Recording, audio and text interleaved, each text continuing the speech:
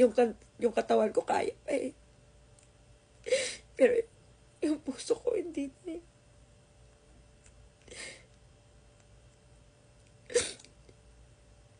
Kasi pag itutulog mo lang, makakatulog ka naman. Makapagpahinga ka. Pag kinabukasan, masakit na naman.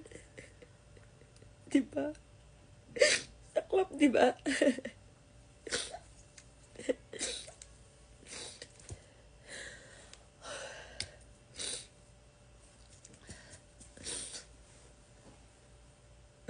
Need ko lang ng kausap, guys.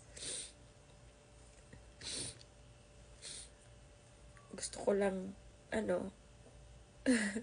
kahit hindi nyo ako kilala, wag nyo ako i-judge, ha? Wag nyo ako i-judge. Gusto ko lang na may kausap ako. Yung feeling ko, yung